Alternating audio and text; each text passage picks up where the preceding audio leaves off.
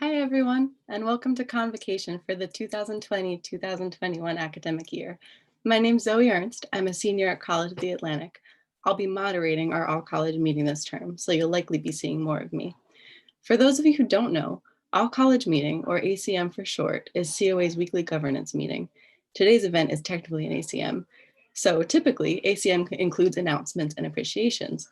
Today's announcement is from the literature/writing faculty position search team. The candidates for this position will be visiting campus virtually during the first 3 weeks of October. Please stay tuned for how you can participate. Hiring faculty members is one of the most important activities of the college, and we need your input. To get more involved with governance here at COA, you can attend ACM on Wednesdays, and you can also join a committee like the steering committee, which plans the ACMs for each term. I'm looking forward to my role as moderator here at COA, and I'm looking forward to the term and to the year ahead. I know we as a community will continue to work together to make this year a success. And now we'll hear from another COA student, Tisal.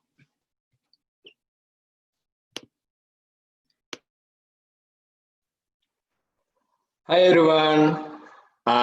So I'm Tisal. I'm a third year here at COA, and I'm a RA as well. So just want to welcome you all to COA, and it's going to be a great term. RA team is like organizing a lot of fun events, and like we are going to have a lot of fun this term. I know it's kind of weird right now, like we're social distancing everything, but I just want to say like it's going to be a fun term, and we are going to make it fun. And it's all about caring for other people and like helping each other out. So hope you have a great time and welcome you all. It's nice to see you all.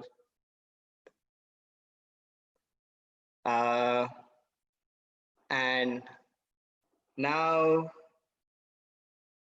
Vonnie will talk to you guys soon. So thank you. Hi, I'm Bonnie. I'm a senior here, and I just want to say welcome to COA, where you'll meet your best friends, explore the island by bike, kayak, skis, or a canoe, a place where you can study what you want, whether that's marine biology, theater, painting, education, or a mix of them all. There's also freedom in the clubs you can join and create. Students have made clubs from the robotics club to anime gaming club to zero waste club to the BSU. Welcome to the next class of changemakers, trendsetters, and world changers. I look forward to meeting you all and also reconnecting with the returning changemakers. Many students and I see COA as our second home, and I hope you can come to think of it as your second home as well. And a word of advice, don't doubt yourself by feeling like you don't belong here. You're here for a reason, and COA is the lucky one, not you. You belong. Find your group and your interests. Sometimes it happens the first day, or sometimes, like me, it takes 2 or more terms before you feel like you found a group that feels like family. But it happens. Next, you'll hear from Abby Jo. Hey guys. Also, I apologize in advance for my really crappy audio. I'm Abby Jo. I transferred here 3 years ago, and in those 3 years, I've seen a lot of things to make me really, really love COA. But one of the things that makes me love COA the most is how we responded to the pandemic. I just want to tell y'all that when everything was going crazy and colleges were shutting down left and right, people were still freaking out at COA, but as people were crying and freaking out, our peers were holding each other, and our peers were emailing the whole community, telling them that I have a car that's free if you need help moving stuff into a storage unit before you catch your flight in Boston, just crazy stuff. But it was so empathic. It was so, so beautiful. And that's a really, really wonderful example of what the COA community is and a legacy that you're inheriting. And so I implore you to continue that legacy of empathy and support. And it's complicated, and I don't know what that really looks like in a pandemical world. But you got to keep it going, because that's one of the reasons me, and I think pretty much everyone I know, ended up here, and probably why you ended up here. And it's definitely going to be one of the reasons why future students end up at COA. Now I'm going to turn it to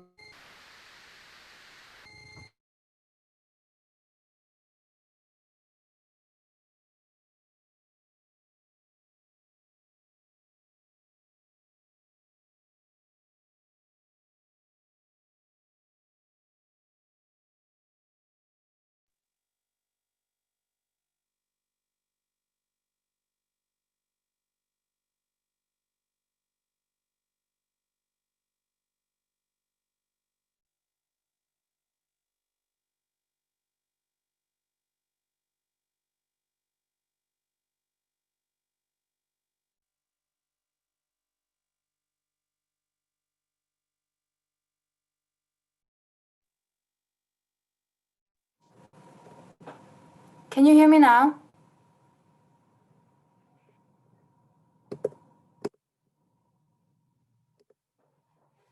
Okay, you can hear me now.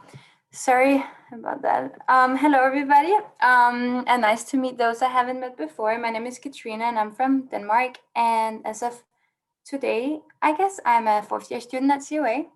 When the school closed in March, I went to Denmark, and when I hopefully return to COA in January, it will be 10 months away from COA. And this means that it will also be 10 months away from my winter coat and my bicycle and most of my best friends.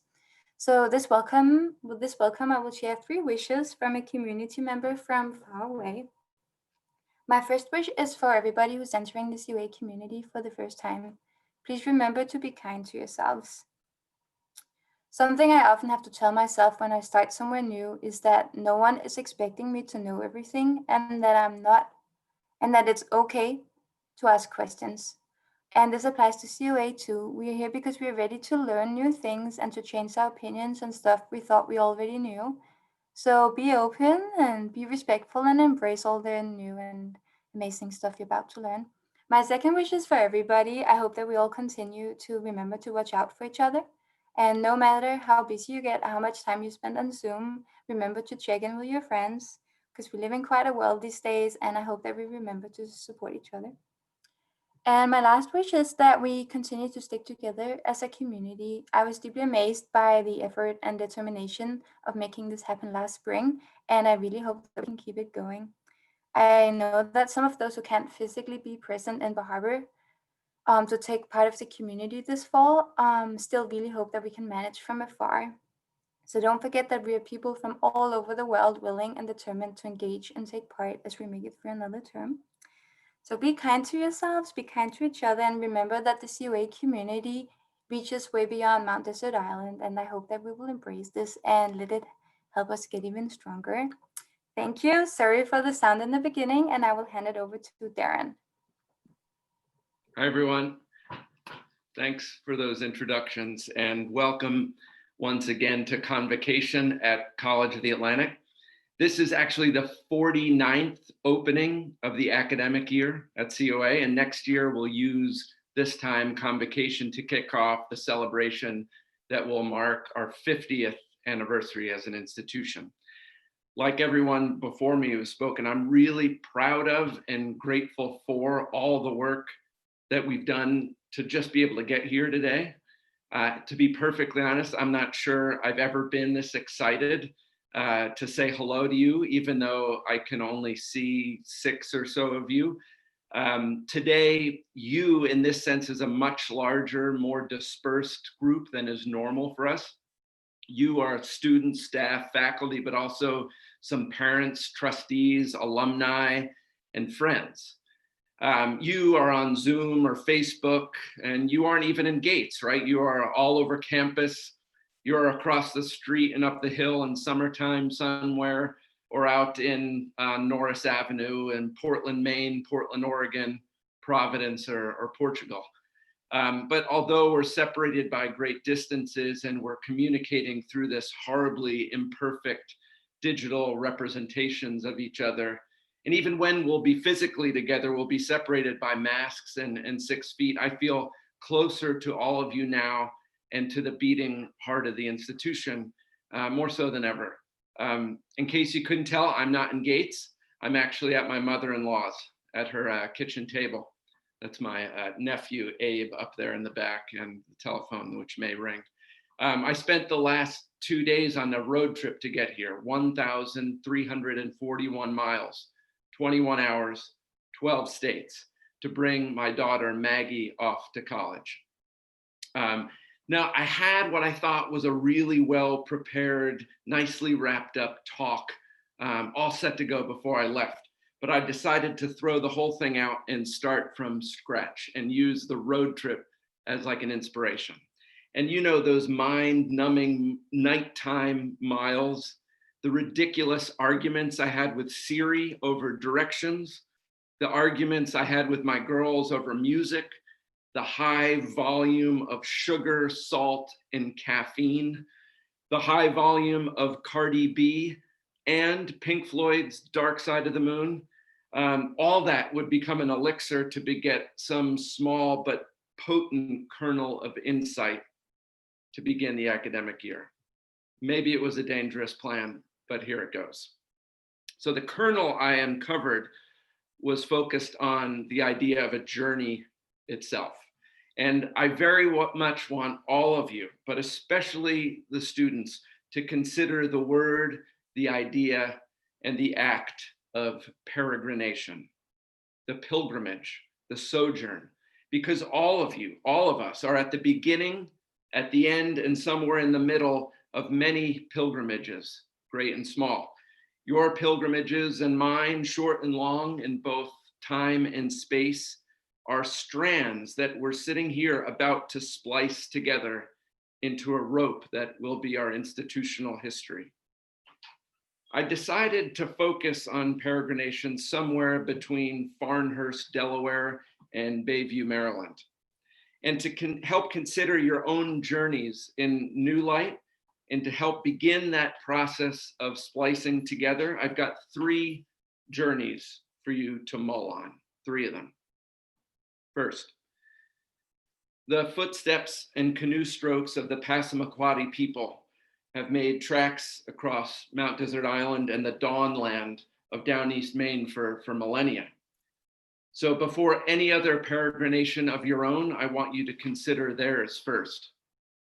The Passamaquoddy is one nation of the 5-nation Wabanaki Confederation. And according to the Passamaquoddy, when the creators made the earth, they left it unfinished. They brought into being a person named Koloskap in order to finish the work they'd started. They also brought forth a sorceress named Pukinske, who fell deeply in love with Koloskap, but whose love was not reciprocated. Pukinske became furious by this unrequited love, and so stole off with Koloskap's relatives. She stole the woodchuck and Brother Martin. And a great chase ensued across the Dawnland, an epic peregrination where the footsteps of Koloskap chasing Pukinske actually created the landscape that we inhabit today. Koloskap finally caught Pukinske, Brother Woodchuck, and Nephew Martin on a great island. And that island is called Pessamcook, and it means the sandy hunting and spearing place. Today, Pessamcook is typically called by another name, Mount Desert Island. And Pessamcook is our home in our context of many great physical, spiritual, and intellectual pilgrimages to come. This story is a way that I'd like to first acknowledge the Wabanaki presence in history, but honestly, it's not enough to simply acknowledge that. We must also recognize the continual violations of water and territorial rights and the defamation of sacred sites in the Wabanaki homeland. We have this collective responsibility to help those issues if called upon and as needed. And you know what? The best way for all of you to prepare for giving that help is for all of you to come to know Pessamcook, the island. Know it intimately by laying down your own song lines across the mountains and oceans with peregrination and pilgrimage, which brings me to my second story of peregrination. 2 weeks ago today, a remarkable human being, COA alumna Puranjot Kaur, attempted to swim around Pessamcook, 44 miles, 24 hours, in 58-degree water, in no wetsuit. I'm going to share my screen here. There's me and Puranjot. I had the honor to help feed her on this journey from the cockpit of a kayak. And it was one of the most amazing events and peregrinations I've ever been a part of. The athleticism and determination was one thing, yes. I watched this woman vomit while treading water. So let me say that again. She vomited while treading water. She'd consumed who knows how much seawater in the waves brought on by a nasty, unexpected southeasterly wind. She then tried to put warm tea into her body, but her body temperature dropped to 86 degrees, and she was honestly shaking like this. Yet she put her face back in the water to struggle against an incoming tide. I'll admit I have a soft spot for people pushing themselves physically, but I'm still amazed. And she didn't make it. She swam 17 miles from Hadley Point to Otter Point before the team doctor correctly and emphatically called it. We managed to get Puranjot's exhausted and extremely slippery body out of the water onto COA's boat, the Osprey, to Seal Harbor and to MDI Hospital. She's fine today. She actually is probably swimming today. But I cried like a little baby when they pulled her onto that boat. In terms of expectations, she failed. But in terms of peregrination, it was a win of the most epic scale. I'm going to show one more video for you.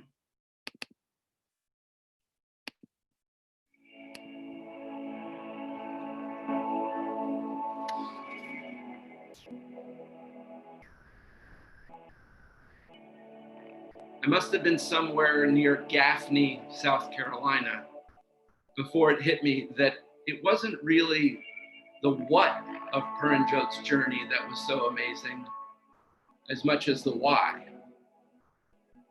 Hers was a journey of cause. Now, not every walk in the woods needs to have such a profound why.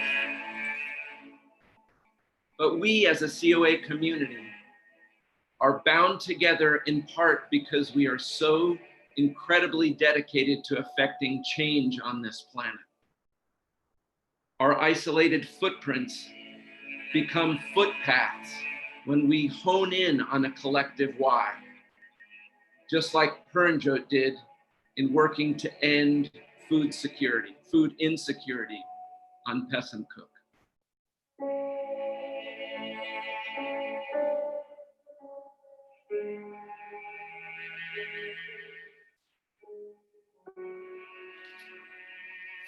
I'll never forget that day, 2 weeks ago today. 2 weeks ago today, it was absolutely incredible. And yeah, we might call it a failure because she only made it 17 and not 44 miles. But like I said, it was the best success ever. I've never seen the MDI community come together in support of a person, an event, and a cause. MDI was lined, the perimeter was lined with people yelling and screaming and excitement. The team that came out to support her was, 16 or 18 people in total. At least 10 of them were COA folks. It was just an absolutely amazing event. One of the greatest peregrinations of why that's ever taken place, and it's my third and final story, was when Dr. Martin Luther King, John Lewis, and 2,000 civil rights activists made a 54-mile journey from the Edmund Pettus Bridge in Selma, Alabama, to Montgomery in March of 1965. It was their third attempt. They weren't beaten back by ocean waves and tides, but by state trooper tear gas and billy clubs. And then on March 21st, 1965, they crossed the bridge and 4 days later arrived in Montgomery. Their collective footfalls put down an amazing path, today known as the Selma to Montgomery Voting Rights Trail. And sure enough, on August 6, 1965, the Voting Rights Act became law. We as a COA community have the collective responsibility to add to those song lines from 55 years ago, to continue the march, to continue the splicing of threads, of our own threads, because clearly the work to end racism and discrimination is far from complete. Our institutional peregrinations this academic year must include the hard work of building an anti-racist, inclusive human ecology in our own minds, here on campus, on the island of Pessamcook, and among humanity writ large. So that's it. Consider the peregrination. But actually, I've got one more thing. I can't help it. I've got one more thing. And it may seem like a non sequitur, because in fact, it's actually from that first address that I decided to toss out. And here's the idea. Get a notebook. Just a notebook, a simple notebook. That's right. It sounds a little bit bossy maybe, but please get a notebook. Buy or make an actual physical collection of bound sheets of paper and carry it with you on all of your peregrinations. We've got to record these times. Your description of your experiences at COA will become a historical record of an amazing time. I want you to write things in your notebooks, your dreams, a newly learned word, a suggested reference from a faculty member, a poem, a piece of code, an outline of research papers, your manifesto. Clarity in writing is clarity in thought. I also want you to draw things in your notebook. Doodle mindlessly, but also try and capture reality. Focus on leaves or stones or detritus on the forest floor. Because the more you look, the more you see, and drawing is a tool to hone attention. And finally, count things in your notebook. Count the number of eider ducks in a flotilla you see while walking the shores of Pessamcook. Count the number of cars passing a point in a certain amount of time. I don't care what you count, but get familiar with the mean, median, and mode, but also with the wonderful tails of bell curves. I hope that doesn't sound crazy.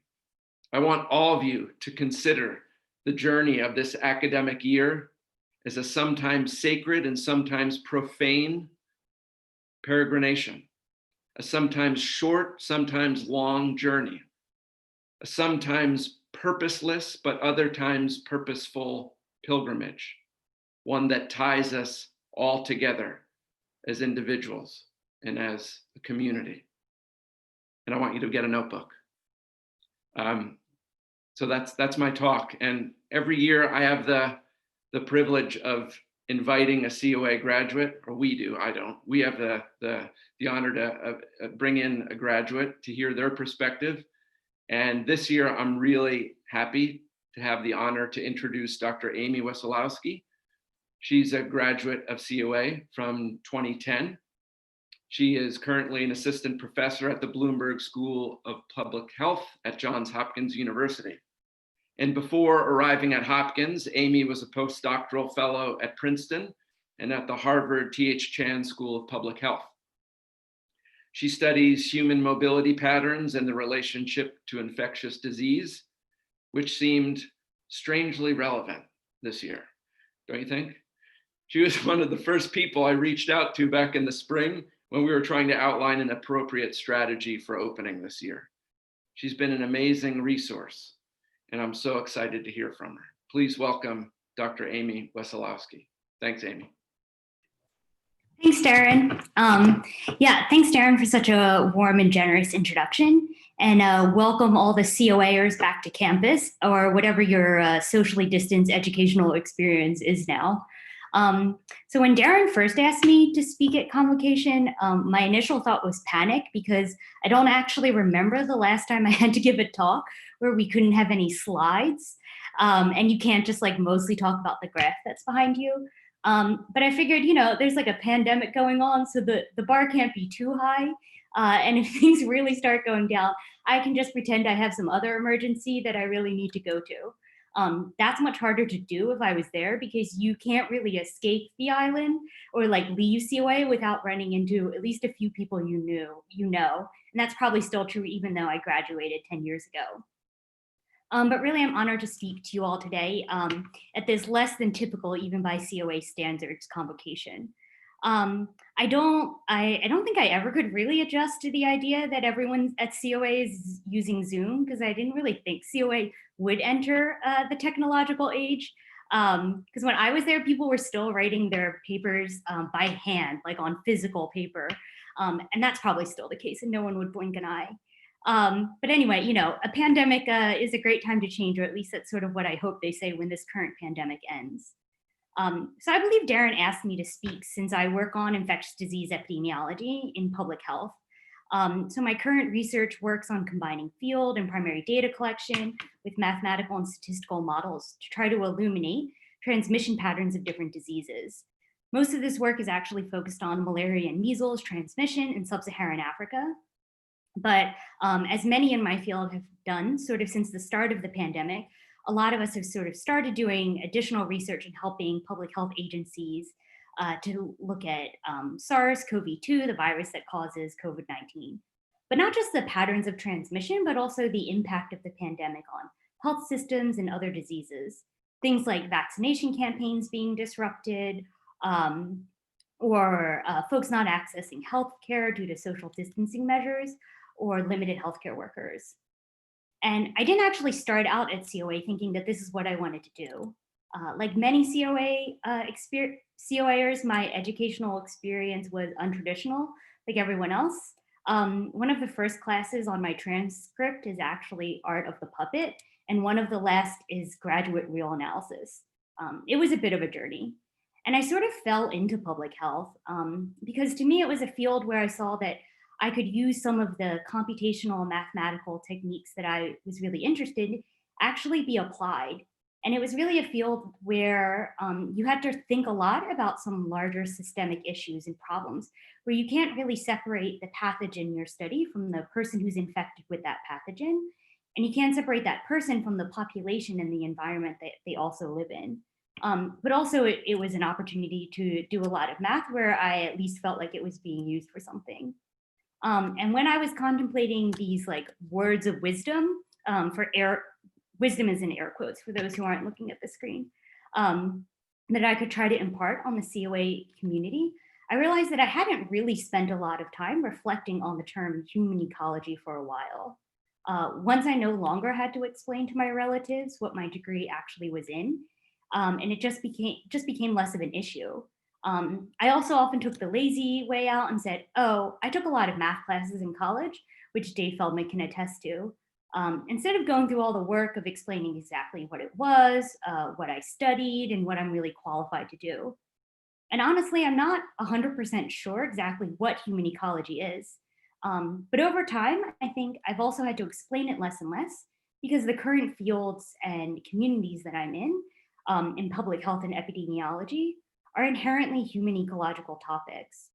Human ecology, of course, encompasses more than just health, but the core ideas of human ecology are fairly synonymous with the study of epidemiology and practice of public health. The key concepts of public health and epi are the science of preventing the disease and improving the quality of lives of population through an organized effort and informed choices of society. There's lots of different branches. Some individuals are focused more on identifying determinants of health, like what exposures might cause some unknown disease, or new methods, or study designs, like different ways you can test the effectiveness of a vaccine. But at its core, public health is really inherently an interdisciplinary topic, where the overall goal is to improve population, not individual level health outcomes. And I think this focus on population is key to epidemiology and also human ecology. And epi is really based off this fundamental concept that you can't separate the person from the socio-environmental context that they're in. And this really goes beyond saying just where someone lives and what demographic groups they fall into. But really you have to think, even if you're studying one specific pathogen, sort of how those factors structurally may differentially impact someone's exposure rates or progression of disease or access to treatment or care. And this mindset and way of thinking is core to epidemiology. It's what we teach all the students, and all of our research is kind of built upon that. But really it could just be like a health-focused version of a human ecology essay. And as I was preparing for this, I realized that, this is actually not a new observation. And there's actually even a book on the topic and an article that was written in the 60s entitled Human Ecology and Public Health. And here is a quote from that article. We start with the totality of relations, which in human ecology embrace the man-made as well as the natural environment. Public health then becomes a portion of human ecology concerned primarily with community problems of well-being. The third salient point in the definition is the idea of organized community effort in public health. All of this seems simple and clear. Study a community in depth, marshal all the salient facts with regard to the objectives of the study, and finally, when all the facts are gathered, do something about it in an organized and planned fashion. But is it that simple? Well, obviously it's not that simple. And the current pandemic can really demonstrate how not simple that is. Epidemiology requires us to tackle large population level problems that often require things that are very difficult to achieve. Things like behavior change, of getting people to really change how they live their lives or practices that they do. Getting governments and different organizations to all agree. None of these are very simple tasks. And it's not easy. And it does require some amount of hubris to believe that you can tackle public health problems. I personally feel like if you wanted an easier problem, you would just go into medicine. But there is this element of faith that's needed to believe that this will work, and that through this human ecological approach to health, we're going to be able to have better insight and improvements into people's lives. As the current pandemic demonstrates, not everyone takes this approach, and we have seen the COVID-19 pandemic entirely disrupt entire societies and population. And although I'm not positive what a human ecological pandemic response would look like, just like during the obscenity trial in the 1960s that coined the phrase, "I know it when I see it," oftentimes human ecology is not necessarily recognizable, but you can sort of tell when you're not seeing it. Our current response is not really being driven by decisions that are taking into account the overall social environmental context of the individuals affected or the populations. There's not a lot of agreement or multidisciplinary support between public health agencies and governments and scientists. And although we're working hard to better understand some of the biological and clinical aspects of the disease, there's still a lot we don't know. And sort of all of this inherent uncertainty and innately difficult problem is intersecting with having to ask people to do really difficult things and be able to fundamentally change sort of how they're living their lives. When the key mitigation strategy is just to have people in contact with fewer other people, this is not really an easy task. It also gets exacerbated because the pandemic is illuminating issues that we already had, systematic issues and biases and disparities in health and access to healthcare just sort of get worse during this pandemic. And at the end of the day, we really need people to really change how they're behaving and how our society is structured to be able to change the course of this pandemic. And that's just not a fundamentally simple or easy thing to do. We can learn some things from history, including the only disease that's been eradicated from the human population, smallpox. So the smallpox was eradicated through this large global effort that sort of happened after multiple failed attempts at different after multiple failed attempts, there was finally a successful program. And really what happened was there was a big concerted effort that brought together people from all spans of the problem. So there were funders, vaccine manufacturers had to develop different kinds of vaccines, epidemiologists had to think about different ways you could do targeted programs, and public health officials sort of all agreed that this was the problem that we needed to be tackling. But I think most importantly, eradication would not have been achievable had it not been for the tens of thousands of community healthcare workers who actually carried out these plans and reached communities across the globe.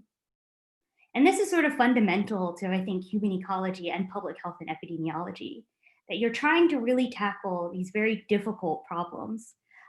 Public health problems are difficult, and it's really difficult to have successful programs. You kind of need all of these different pieces to work together, and those ideas have to really be able to be translated into action. That requires people to change sort of not just how they're behaving in things, but also how they're viewing what the problem is. And people have to think beyond just like the single pathogen or the person, but also the population and the society and what it really means to improve health. These problems are inherently multifaceted, and they're always going to require a wide range of individuals from different disciplines, cultures, and fields to come together to really solve a problem that's larger than each individual or field could tackle independently. But sometimes they are solvable, or even if they're not, it's still possible to make progress and improve health along the way. I think this general way of thinking and approach, which I think your diploma, just like mine, will say is called human ecology, really becomes ingrained in you at COA, to the point that you may even forget that a lot of the world doesn't necessarily approach problems this way. I definitely feel like when I left COA, it was just surprising to me that folks would really would not try to think about the problem as this multifaceted, more systemic issue where you can't really have any of this like tunnel vision about one specific thing, but really thinking about how all these different pieces fit together. But I hadn't really been reflecting on any of that until now.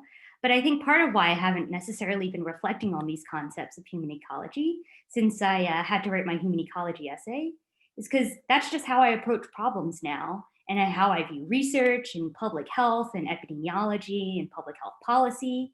And to me, it just seems kind of absurd that you would do it any other way. And I don't really know if that's the actual goal of COA, or if the idea of having very clear specific goals is still a little bit too traditional for COA. But I really hope that you all are able to get to have that same similar type of experience and be able to sort of internalize a lot of the approaches, not necessarily the specific things that you're going to be taught at COA, but sort of how problems and thinking are approached. And I think that's definitely something that has served me really well since leaving. And I really look forward to hearing about how all of you all will be able to get a similar experience, hopefully. So I hope you all have a great school year, and please continue to wear a mask. Thanks. Thanks, Amy. Wear a mask, buy a notebook, some other things. That's really it, though. That's definitely just the 1-2 punch you need. Oh, thank you, Amy. That was fantastic. We're so proud of your work, and thank you so much for doing that. It was a great way to start the academic year. No problem. Thanks for having me. You bet. And thank you, Katrina and Vonnie and Abby Jo and Diesel and Zoe. We look forward to the rest of the term's all college meetings and your leadership there. And with that, I am going to close it out by officially starting the fall 2020 academic year. I don't have a gavel or anything, but we're just going to say, yes, we have started the academic year.